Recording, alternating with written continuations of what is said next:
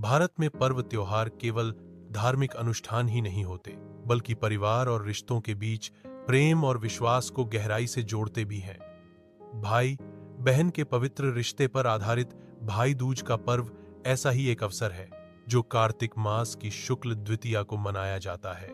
इसे यम द्वितीया, भ्रातृ द्वितीया या भाई टीका के नाम से भी जाना जाता है। इस दिन बहन अपने भाई को तिलक करती है, उसकी लंबी उम्र और सुख समृद्धि की कामना करती है, और भाई अपनी बहन को स्नेह और सुरक्षा का वचन देता है। भाई दूज की पौराणिक कथा।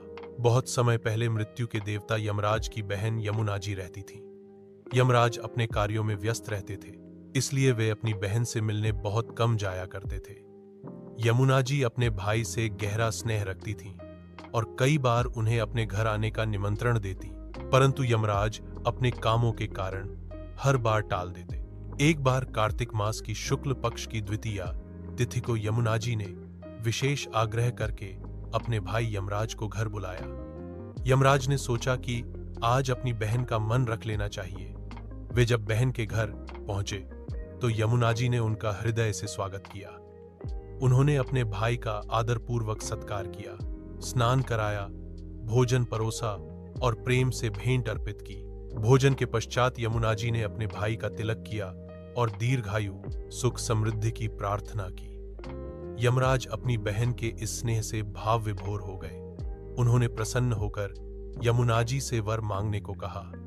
यमुना जी ने विनम्रता से कहा, भाई, मैं यही वर चाहती हूं कि इस दिन हर वर्ष तुम मेरी तरह सभी बहनों को आशीर्वाद दो, और जो बहनें इस दिन अपने भाइयों को तिलक करें, उनके भाई दीर्घायु हों, उन्हें कभी अकाल मृत्यु का भय न हो। यमराज ने अपनी बहन की यह बात स्वीकार कर ली।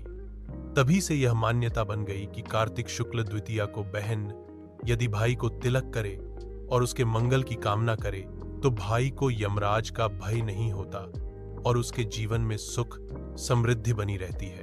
भाई दूज से जुड़ी अन्य कथाएं। 1, कृष्ण और सुभद्रा की कथा।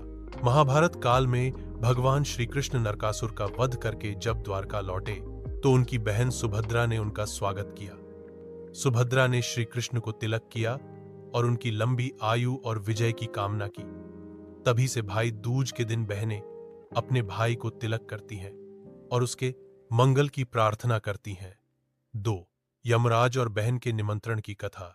कुछ क्षेत्रों में यह भी कहा जाता है कि यमुना जी ने इस दिन भाई को घर बुलाकर भोजन कराया और तभी